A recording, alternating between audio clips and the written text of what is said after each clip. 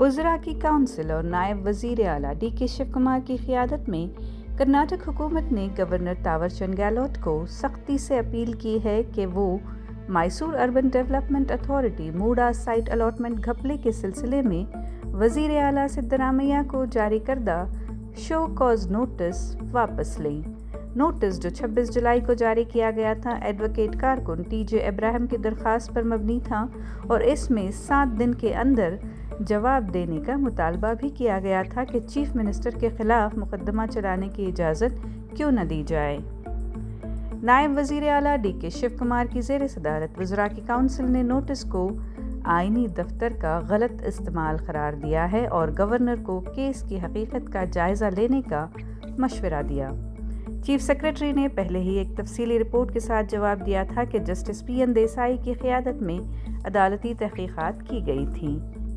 Council ने इस बात पर भी जोर दिया कि इस मामले को प्रिवेंशन ऑफ करप्शन एक्ट 1988 की दफ़ा 17A और 19 और भारतीय नागरिक सुरक्षा संहिता 2023 की दफ़ा 218 के तहत लिया जाना चाहिए।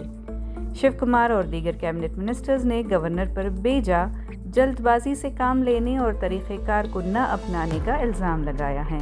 उन्होंने ये भी निशानदही की कि दरख्वास्त गुजार टी.जे. इब्राहिम खुद मुजरिमाना प्रोफाइल रखते हैं, जिनमें ब्लैकमेलिंग और एक्सटॉर्शन के मुकदमात शामिल हैं। The Honorable Chief Minister Shri Siddaramaiah ji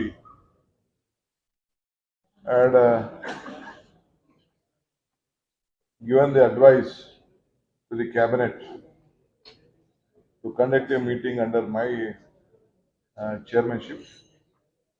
Since there was an issue which had to be discussed today connected to a show cause notice issued by the Governor His Excellency of Karnataka on 26th of July. 26th of July. One Mr. Abraham had filed a what do you call it, a petition? Petition or complaint? Petition. Permission to prosecute. Permission to prosecute the Honorable Chief Minister. Without sanction of permission to sanction. Mr. Abraham had written a letter for the sanction for prosecution against the offences under section 7, 9, 11, 12, 15 Preventions of the Corruption Act 1988. Since he is a public servant, the governor has issued him a show cause notice. To inform all of you, when Abraham had issued a letter, the same day, the Chief Secretary of the State, in respect to the same issue, he had given a detailed reply on 26th itself, detailed report on 26th itself, personally, without looking into the aspects, without looking to the issues, the genuinity of the report of the Chief Secretary. Honorable His Excellency Governor has issued a notice, show cause notice. He states that the petitioner has submitted a addendum and a circular from the High Court of Karnataka, which is an office order of the Central Vigilance Commission. The copies has been enclosed. The petitioner has submitted allegation against you and your family members and regarding to the allotment of sites by the MUDA as a compensation for lands owned by your family members in violation of the various sections of the Bharatiya Nyaya Samhita 2023 Prevention of Corruption Act. Asking for a report. There is no case for prosecution. Where is the case for prosecution? A case of prosecution rise if there was an inquiry done, if anything was been found. Nothing has been found here. Someone can't give a letter to stating that this has been done. No, there was some report. There was one report at that point of time. There was a report that There was a report. Chief minister के कानूनी Musheer A.S. पन्नन्ना ने waza किया कि आइन के article 163 के तहत governor को उज़रा काउंसिल के मशवरे पर अमल करना चाहिए सिवाय इसके कि जब आइन के तहत उन्हें इख्तियार दिया जाए। प्रिवेंशन ऑफ करप्शन एक्ट के सेक्शन 17A के लिए तफ्तीशी अफसर की मंजूरी ज़रूरी है, दरख्वास्त गुजार की नहीं। There is a political case. See, there is no legal sanctity to the show cause notice. Therefore, the cabinet has now taken a very hard-hitting decision. They have advised the honourable governor to withdraw this notice and reject his application. We are hoping that the constitutional principles, constitutional philosophy, and the mandate of the constitution will be followed to the honourable governor. There is no question of resignation. The only question is whether the governor is acting in accordance with law and the constitution, or is acting on the dictates of the central government and its political party. Karnataka हुकूमत governor के इस इक़दाम को कांग्रेस हुकूमत को गैर मुस्तहकम करने की कोशिश और आइनी इख्तियार का गलत इस्तेमाल समझती है, लेकिन उन्हें उम्मीद है कि गवर्नर अपने ओहदे के विकार को बरकरार रखने के लिए नोटिस वापस ले लेंगे। ನಿನ್ನೆ ಕ್ಯಾಬಿನೆಟ್ ಮೀಟಿಂಗ್ನಲ್ಲಿ ನಾನು ಕೆಟ್ಟ ಸಂಪ್ರದಾಯ ಆಗಬಾರ್ದು ಅಂತೇಳಿ ಹೋಗಲಿಲ್ಲ. ನಾನು ನಾಮಿನೇಟ್ ಮಾಡಿದ್ದೆ ಡಿ ಕೆ ಶಿವಕುಮಾರ್ಗೆ ಕ್ಯಾಬಿನೆಟ್ ಮೀಟಿಂಗ್ ಮಾಡಲಿಕ್ಕೆ. ಅವರು ಶೋಕಾಸ್ ನೋಟಿಸ್ ಕೊಟ್ಟಿದ್ರಲ್ಲ, ಅದನ್ನು ಇಟ್ಕೊಂಡು ಚರ್ಚೆ ಮಾಡಿದ್ದಾರೆ. ಸುದೀರ್ಘವಾಗಿ ಚರ್ಚೆ ಮಾಡಿ ಅದು ಕಾನೂನು ಬಾಹಿರ ನೋಟಿಸ್ ಕೊಟ್ಟಿರ್ತಕ್ಕಂಥದ್ದು. ಅದಕ್ಕೋಸ್ಕರ ಆ ನೋಟಿಸನ್ನು ವಿಡ್ರಾ ಮಾಡಬೇಕು. ಮತ್ತು ಅಬ್ರಾಮ್ ಒಬ್ಬ ಅವನ ಆಂಟಿಸಿಡೆಂಟ್ಸ್ ನೋಡಿದಾಗ ಅವನೊಬ್ಬ ಬ್ಲ್ಯಾಕ್ ಮೇಲರು. ಅವನ ಕಂಪ್ಲೇಂಟ್ ಮೇಲೆ ನೀವು ಆಕ್ಟ್ ಮಾಡಿರ್ತಕ್ಕಂಥದ್ದು ಕಾನೂನು ಬಾಹಿರವಾಗಿರ್ತಕ್ಕಂಥ ವಿಚಾರ. ಅವನು ಈ ಥರದ್ದು ಅನೇಕ ಜನರಿಗೆ ಇಂಥದೇ ನೋಟಿಸ್ ಕಂಪ್ಲೇಂಟ್ಗಳನ್ನು ಕೊಡ್ತಾ ಇದ್ದಾನೆ. ಅದು ಯಾವುದೇ ಅಫೆನ್ಸನ್ನು ನಾನು ಮಾಡಿಲ್ಲ. ಅದರಿಂದ ನೀವು ಯಾಕಂತಂದರೆ ಅವನು 26ನೇ ತಾರೀಕು 26/7/2024 ಕಂಪ್ಲೇಂಟ್ ಕೊಟ್ಟವನು 11:30. ಅವತ್ತೇ ರಾಜ್ಯಪಾಲರು ಶೋಕಾಸ್ ನೋಟಿಸ್ ಕೊಡ್ತಾರೆ.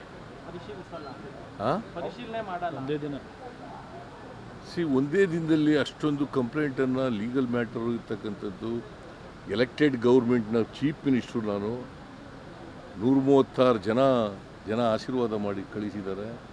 ಅಂಥ ಸರ್ಕಾರದ ಮುಖ್ಯಮಂತ್ರಿ ನನಗೆ ನೋಟಿಸ್ ಕೊಡುವಾಗ ಎಲ್ಲ ಕಾನೂನನ್ನು ಕೂಲಂಕಷವಾಗಿ ನೋಡಬೇಕಾಗಿತ್ತಲ್ವ. ಏನೂ ನೋಡಿಲ್ಲ, ಆತಾತರವಾಗಿ ಮಾಡಿದ್ದಾರೆ. ಕೇಂದ್ರ ಸರ್ಕಾರದ ಕೇಳಪ್ಪ, ಇಲ್ಲಿ ನಾ 7 ಗಂಟೆ ನೀವೇ ಎಲ್ಲ ಕೇಳಿದ್ರೆ ಹೆಂಗೆ? ನಿಮಗೆ ಕಾನೂನು ಗೊತ್ತಿದೆ, ಕಾನ್ಸ್ಟಿಟ್ಯೂಷನ್ ಗೊತ್ತಿದೆಯಾ, ಓದ್ಕೊಂಡಿದ್ದೀರಾ? ಮತ್ತು ಈಗ ಕೂಲಂಕುಷ ನೋಡಬೇಕಲ್ವ. ಅವತ್ತೇ ಕೊಡ್ತಾರೆ. ಆಮೇಲೆ 10 ಗಂಟೆಗೆ ನಮ್ಮ ಅತೀಕಿಗೆ ಫೋನ್ ಮಾಡಿ, ಅವ್ರು ಯಾರೋ ಪ್ರಭುಶಂಕರ್ ಅಂತ ಅವರ special officer, show cause notice ready ಇದೆ ತಗೋಬೇಕು ಅಂತ ಹೇಳ್ತಾರೆ. ಈಗ ರಾತ್ರಿ ಆಗಿಬಿಟ್ಟದೆ, ಈಗಾಗಲ್ಲ ಅಂತ ಹೇಳ್ತಾರೆ. ಆಮೇಲೆ ನಾಳೆ 2 ಗಂಟೆಗೆ ಕೊಡ್ತಾರೆ ಶೋಕಾಸ್ ನೋಟಿಸ್. ಅಷ್ಟೊಂದು ಆತುರವಾಗಿ ಕೊಟ್ಟಿದ್ದಾರಲ್ಲ. ಅದೇ ಜೊಲ್ಲೆ ಮೇಲೆ ಕಂಪ್ಲೇಂಟ್ ಇದೆ. ಜೊಲ್ಲೆ ಮುರುಗೇಶ್ ನಿರಾಣಿ ಮೇಲೆ ಕಂಪ್ಲೇಂಟ್ ಇದೆ. ಜನಾರ್ದನ್ ರೆಡ್ಡಿ ಮೇಲೆ ಕಂಪ್ಲೇಂಟ್ ಇದೆ. ಅವ್ರ ಮೇಲೆ ಏನೂ ಮಾಡಲ್ಲ. ವರ್ಷಗಟ್ಟಲೆ ಇದೆ. ಅವ್ರ ಮೇಲೆ ಯಾಕೆ ಮಾಡಲಿಲ್ಲ? ದಟ್ ಮೀನ್ಸ್ ಟು ಸೇ ಕೇಂದ್ರ ಸರ್ಕಾರ ರಾಜಭವನವನ್ನು ದುರ್ಬಳಕೆ ಮಾಡ್ಕೊತಾ ಇದೆ. ಎಲೆಕ್ಟೆಡ್ ಗೌರ್ಮೆಂಟನ್ನು ಡಿಸ್ಟೆಬಿಲೈಸ್ ಮಾಡಬೇಕು ಅಂತ ಹೊರಟಿದ್ದಾರೆ. ಸೊ ಅವರು ಕೊಟ್ಟಿರ್ತಕ್ಕಂಥ ನೋಟಿಸು ಕಾನೂನು ಬಾಹಿರವಾದದ್ದು. ಇದು ಸಂವಿಧಾನವನ್ನು ಕೊಲೆ ಮಾಡ್ತಕ್ಕಂಥ ರೀತಿ ಇದು. ಪ್ರಜಾಪ್ರಭುತ್ವವನ್ನು ನಾಶ ಮಾಡ್ತಕ್ಕಂಥ ರೀತಿ ಇದು. My role is not there. Where is my role? ಹೇಳಿ ನೋಡೋಣ ನನ್ನದು ರೋಲ್ ಏನಿದೆ. ಏನೂ ಇಲ್ಲದೇ ಅನಗತ್ಯವಾಗಿ ಇದು ಮಾಡ್ತಾ ಇದ್ದಾರೆ. ಸೊ ಅದಕ್ಕೆ ನಾವು ಶೋಕಾಸ್ ನೋಟಿಸ್ ಕೊಟ್ಟಿರ್ತಕ್ಕಂಥದ್ದು ಕಾನೂನು ಬಾಹಿರವಾಗಿದೆ, ಸಂವಿಧಾನಕ್ಕೆ ವಿರುದ್ಧವಾಗಿದೆ. ಅದಕ್ಕೋಸ್ಕರವಾಗಿ ಇದನ್ನು ಎಲೆಕ್ಟೆಡ್ ಗೌರ್ಮೆಂಟನ್ನು ನೀವು ಅವರ ಕೈಗೊಂಬೆ ರೀತಿ ಕೆಲಸ ಮಾಡ್ತಾ ಇದ್ದೀರಿ, ಸೆಂಟ್ರಲ್ ಗೌರ್ಮೆಂಟ್ನ ಕೈಗೊಂಬೆ ರೀತಿ ಕೆಲಸ ಮಾಡ್ತಾ ಇದ್ದೀರಿ. ಇದನ್ನು ವಾಪಸ್ ತಗೋಬೇಕು. ಯಾಕಂತಂದರೆ ಚೀಫ್ ಮಿನಿಸ್ಟ್ರಿಗೆ ಅಡ್ವೈಸ್ ಮಾಡೋರು ಯಾರು? ಅಲ್ಲ, ಗವರ್ನರ್ಗೆ ಅಡ್ವೈಸ್ ಮಾಡೋರು ಯಾರು? Council of ministers. ನಾವು ಅಡ್ವೈಸ್ ಮಾಡಿದ್ದೀವ? ನಮ್ಮನ್ನು ಕೇಳಿದಾರ? ಆಮೇಲೆ ಮುಖ್ಯ ಕಾರ್ಯದರ್ಶಿಗಳು ಪತ್ರ ಬರೆದಿದ್ದಾರೆ ಡೀಟೈಲಾಗಿ. ಅವತ್ತೇ 26ನೇ ತಾರೀಕು 6:30 ಕೊಟ್ಟಿದ್ದಾರೆ. ಅದನ್ನೂ ನೋಡಿಲ್ಲ.